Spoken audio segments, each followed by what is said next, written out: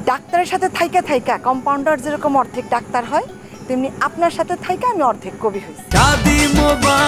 শাদি মোবারক রে। শুক্তারা, এক্সারসাইজ করছো? শেষ। ও, আমি মাত্র শুরু করেছি।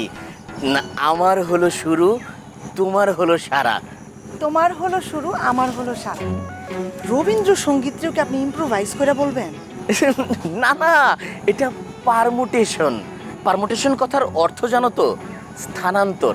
এই ধরো, আমার জায়গায় তোমাকে বসিয়েছি আর তোমার জায়গাটাতে আমি বসেছি।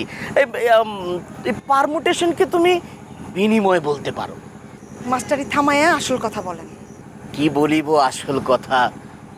অন্তরেতে বড় ব্যথা, ভুলিতে পারি না আমি। অন্তর কাঁদে দিবাজ আমি, তোমারও লাগিয়া। চলিয়া যান ভাগিয়া। এ কি ছন্দ মিলিয়ে ফেলেছো? জি, আপনার সাথে কিছুদিন মেলামেশা করছি তো, ডাক্তারের সাথে থাইকা থাইকা কম্পাউন্ডার যেরকম অর্ধেক ডাক্তার হয়, তেমনি আপনার সাথে থাইকা আমি অর্ধেক কবি হয়েছি। কিন্তু শুক্তারা, আমার মনে না অন্য লাইন ছিল। কি বলিব আসল কথা, অন্তরেতে বড় ব্যথা। আপনি আবার শুরু থেকে শুরু করছেন। উপায় নেই, নইলে তো তুমি আসল ভাবার তো বুঝতে পারবে না। আরেকবার বলি, কি বলিব আসল কথা, অন্তরেতে বড় ব্যথা, ভুলিতে পারি না আমি। অন্তর কাঁদে দিবাজ আমি, তোমারও লাগিয়া, নিশি জাগিয়া। কি গিয়াছে চলিয়া, আমাকে না বলিয়া। এ কি অনার সৃষ্টি, আজ হবে কি বৃষ্টি। আকাশেতে মেঘ নেই, আছে শুধু রোদ।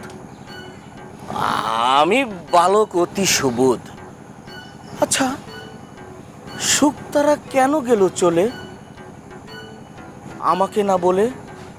কি হয়েছে বলো না। আমি লিটুর নামে কমপ্লেইন করতে চাই স্যার। কেন, সে কি করছে? আমার দুদণ্ড শান্তি দিবেন ম্যাডাম। এসব কি বলছো লিটু?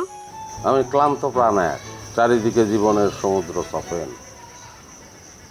আমারে দুদণ্ড শান্তি দিয়েছিল নাটোরের বনলতা। কি ধরনের অডাসিটি চিন্তা করেছেন আমাকে? আর বলতে হবে না, লিটু আসলে একটা প্রবলেমে পড়ছে। 10-12 বছরের একটা পোলা এসে লিটুর বরে বলছে সে লিটুর আগের ঘরের পোলা, লিটু তার বাপ। এটি নিয়ে তার সংসারে আগুন জ্বলে গেছে। আপনি কি লিটুকে ডিফেন্ড করতে চাচ্ছেন? না না, আমি ডিফেন্ড করবো কেন?